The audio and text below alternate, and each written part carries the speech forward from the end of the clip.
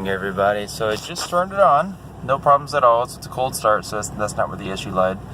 I'm going to go over to Lowe's, pick something up real quick. And that should be plenty of time for it to usually do its starting thing. And we'll see what happens. Alright, we just pulled at Lowe's. Gonna go get my stuff real quick. Still on. Shut her down. And I'll be right back. Alright, just got back. Just needed to get some glue. So I'm over here. It took about 30, maybe a little bit longer than that. It was kind of a long line to check out. So it's usually plenty of time for if you watched my previous videos, you know that there's plenty of time for the starting issues to happen. So let's see what happens. Nothing. No problems at all. So I'll leave a link in the description for the injectors that I bought. They're the remanufactured ones. They're not the brand new or anything like that, but yeah, remanufactured. They're 100% tested, and if you call Summit Racing, they'll tell you the reviews personally. They usually know people that have complaints with them, or if anyone's returned them, and they told me that this is the brand that has the least, if not any, because he didn't say, or he told me he don't remember a single complaint about it. So I took that, and I can see why. Alright, I hope the sound comes out alright. It's pretty windy right now. So obviously your injectors are going to be under the plenum, which for those of you who don't know, it's this thing right here. So make sure you got to get your new gaskets before you do the job. Let's see. Oh, I didn't plug that back in. Gotta do that. Okay, so underneath here there's an EGR hose. This is actually just a bracket that moves. Like it's a little hot, but this EGR hose is going to kick your butt. Okay, so you see how there's two little nuts there? It's basically kind of like a fuel line in a way. Put like a crescent wrench on this side, and maybe if you have a wrench big enough, put one on that side, and it's going to hurt. All right. So this guy's only have 140,000 miles on it. So if yours probably has more than mine, so it's just going to be harder. So get some PB blaster or liquid wrench, whatever the heck you use. Go ahead and do that. Then other than that, it's just four bolts on each side. There's one there. There's one right behind there in the AC. I don't know if you can see it very well. And there's also going to be two bolts in the back that's holding onto that bracket right there. You can see there. There's another guy hiding. It's under that cable. It's hiding there. You can feel it around. It's pretty easy to find. So there's 10 bolts total for this thing. When you come down to torque it down, I believe it's like 71 inch-pounds. It's really not that much. A lot of people remove this guy. I didn't. Don't remove it. It's just going to be a pain in the butt if you do it. And you're running the risk of rupturing a high-pressure line, which then is a several $100 fix just to replace it. So that's that. On the other side, I take your airbox off. It's pretty easy to do. Shoot me a message if you don't know how to do it. I'll just shoot a quick video. Little clip down here, take that off. This whole thing comes off pretty easily. It's just latched in there. There's no bolts. Disconnect your cables.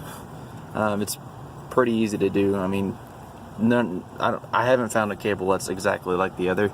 So if it fits, it's good. You're gonna take this nut off, take this guy off, which will expose the rest of the bolts down here, and you're just gonna get rid of all this stuff. So disconnect the mass airflow sensor and all that things back there. Back to the bracket. I'm not too familiar with these modern designs, but I can tell you it has something to do with the ignition. So make sure that you plug. There's two cables back there. I didn't disconnect that one, but I did disconnect. Okay, I'm sorry. I'm a great cameraman, but I disconnected another cable back there, and it didn't start whenever I was all done. So just make sure you plug it back in. Other than that, your injector rail, you can see this little clip down there. It's a little metal clip that's kind of right next to that little nipple right there for the high pressure line.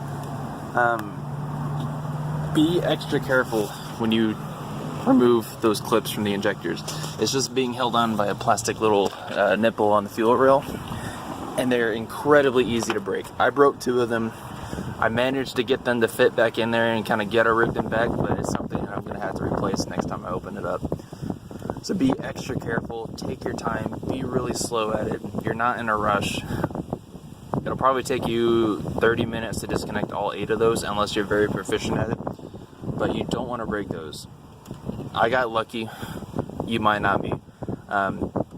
Yeah, other than that, you pop them off. It's very easy to do. You just disconnect them. They pull right out. There's nothing holding them in. It's just there's 2 bolts for the fuel rail. They're going to be right down the middle. They're very easily accessible. You'll see them right away. Disconnect those 2 bolts, and there's another bolt. It's going to be about right here. There's going to be a nut tied onto a bolt, and the bolt itself is another nut for something else. If you disconnect that, it'll give you plenty of wiggle room on your fuel rail to pull it off. But yeah, I replaced it, and it was definitely the issue. So it's much better now. I hope it works out for y'all too. Yeah, let me know, like, dislike, whatever. It's kind of one of the first kind of videos that I'm really describing, so give me advice, pointers of what I need to do differently next time, and I'll make sure I do that. For those of you who don't know, it's my 99 Suburban, the 454 3/4 ton. Let's see, basically 33-inch tires with 285 75 16 Mickey Thompson's MTZs, and they're incredible. Replaced the gears from the 410 factory 410s to 488s, front and rear, obviously. Put a Detroit locker in the back, and in order to clear these, I just put a 2-inch lift from Tough Country in there. It's just a little torsion key and add a lift in the back, or sorry, excuse me, add a leaf in the back, and came with new shocks and everything, and it's a good little rig. Sure, it's still got its problems, but you know, what doesn't these days? Alright, well, let me know. Like, comment, subscribe if you want. Want more information on these guys down here, these lights? Let me know. They're incredible. And yeah, so I'm just gonna say that. If you want me to put more videos, I have some videos on my channel if you want to take a look at them. They're pretty insane. Alright guys, take care. Hope it works out for you.